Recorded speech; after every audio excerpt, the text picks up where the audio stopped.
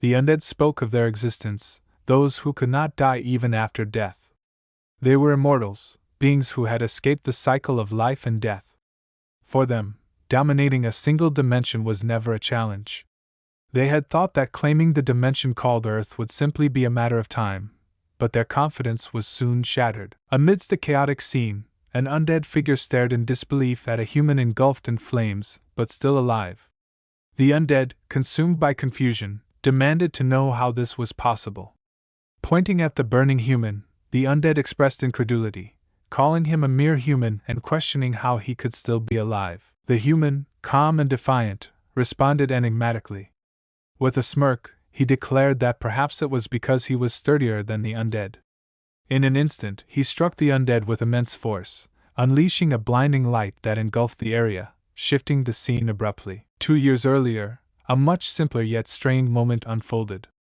A woman, frustrated, chastised a man living under her roof.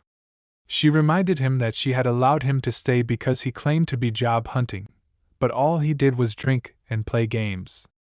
She warned him that if he continued this way, he should return to their parents' house. The man protested weakly, explaining that he couldn't rely on their parents at his age.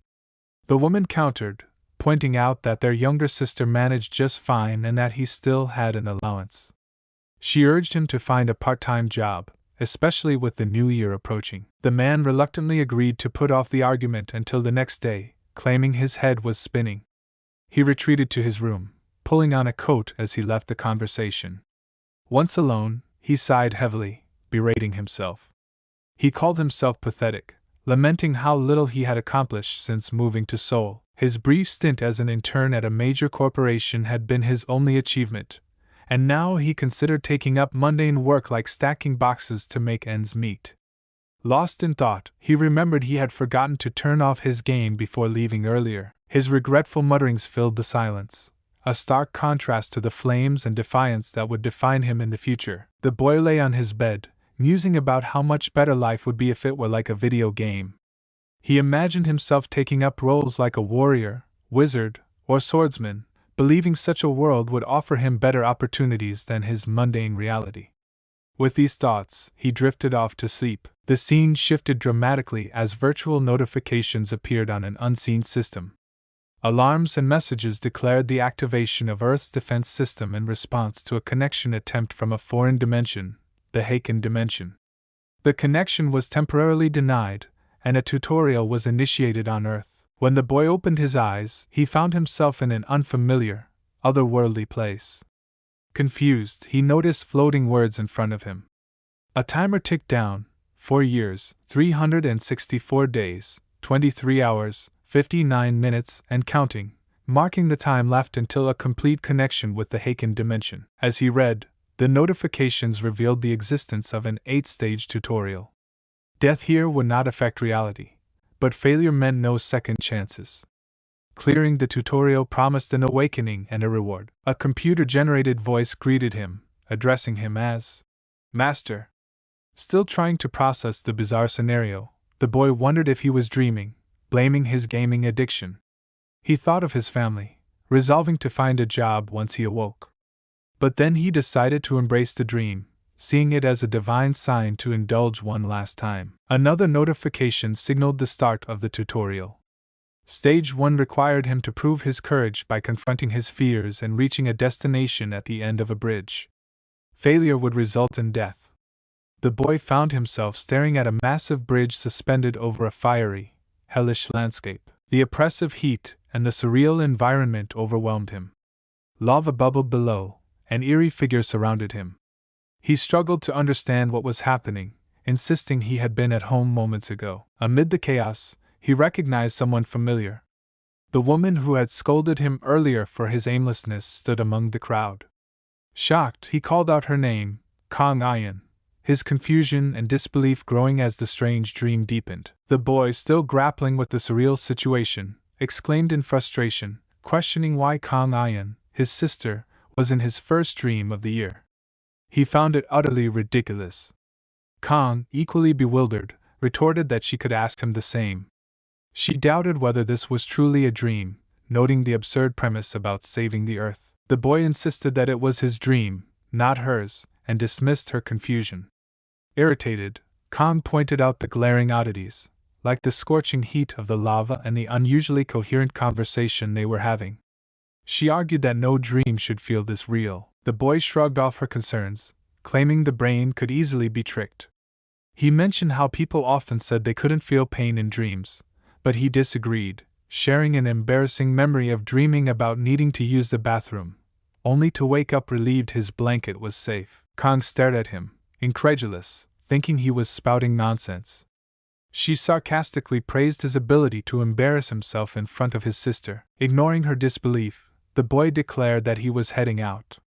When Kong asked where he was going, he casually explained that the notification had instructed him to reach the end of the bridge or face death. He was surprised she hadn't seen the message and dismissed her as an NPC in his dream, someone who wouldn't understand the stakes of his situation. Kong Ian scoffed at the boy's remark about her being an NPC, pointing out that she had seen the notifications too.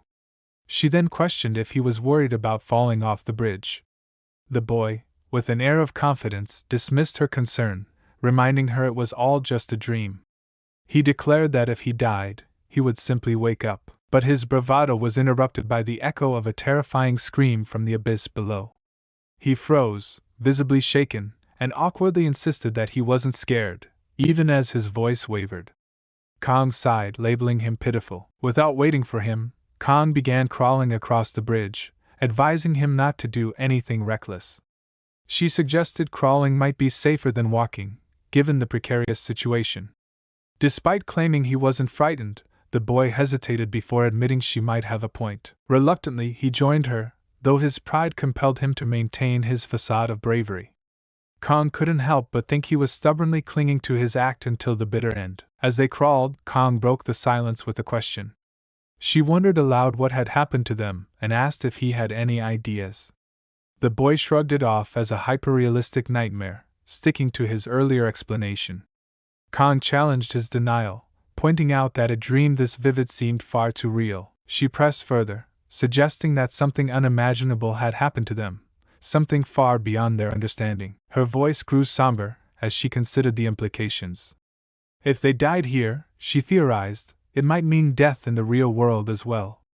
The boy, startled by the gravity of her words, could only respond with a hesitant "Huh!" as doubt and fear began to seep into his thoughts. The boy, frustrated, snapped at Kong Ian for continually bringing up the possibility of death. He had been trying his best to ignore it, but she kept forcing him to confront the terrifying reality of their situation. Feeling overwhelmed, he slumped onto the bridge, exhausted, and suggested they take a rest. His hands and legs were shaking too much to continue crawling, so he lay back, trying to catch his breath. Kong, unimpressed, sarcastically asked if he planned to lie there and do nothing. The boy, still trying to lighten the mood, smiled and asked if she knew there was still a chance this could all be a dream. Maybe, just maybe, if he stayed still long enough, he'd wake up. Before Kong could respond, a notification flashed on the screen, announcing that a set amount of time had passed since the start of the tutorial, and that the difficulty had increased. Suddenly, the bridge began to shake violently and collapse. Panic surged through the boy as he shouted in alarm, realizing they had no time to rest. Kong, always the more determined one, immediately started running, urging him to follow. The boy called after her, but she reassured him that the bridge wasn't too narrow, and if she didn't trip, she would make it to the end. Motivated, the boy pushed himself to his feet and started running too, convinced that this would be the end of their nightmare. As they neared the edge of the collapsing bridge, the boy called out her name. "Kong Ian!" Just as the bridge gave way, he leaped toward her, grabbing her and pulling her with him to safety. The bridge collapsed beneath them, but they both landed safely on the other side. A new notification appeared, stating that the boy had temporarily awakened and that he would receive his reward once the tutorial was complete. Completely exhausted, the boy collapsed, barely able to move his fingers. A mysterious woman's voice questioned what temporary awakening meant and if there was more to come. Kong, however, was more concerned about the boy's actions and, with a hint of annoyance, asked if he was going to thank the person who had just saved his life. Kong Ian reluctantly thanked the boy for saving her life, still feeling a mix of confusion and disbelief. She then noticed a new notification and began reading aloud, puzzled by the status window that had appeared. It displayed unfamiliar terms like level, strength, and agility, leading her to wonder aloud what it all meant. The boy, still processing everything, muttered that he wanted to look good and shrugged off the awkward moment. But before he could continue, everything suddenly went black. The boy jolted awake, gasping for air, his heart racing. He was back in his room, sweating, and staring at the ceiling. "That was a dream, right?"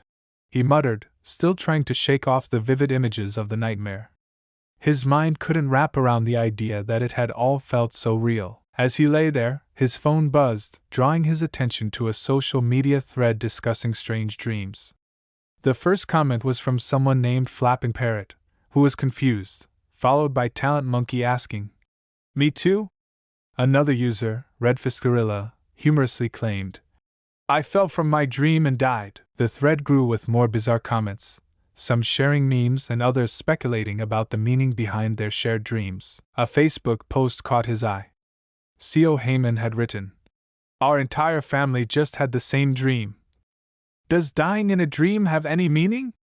Someone, please decipher it." Below that, a Twitter user, Endangered Species Protector, lamented how their mom had always scolded them for reading novels, but now she was taking their weird dream experiences seriously. Finally, someone on Reddit posted about the latest currencies related to the tutorial from their dreams, listing names like 1.8 LVEP, $RDCH, and $KCHIT, as if these strange terms were now being traded like stocks.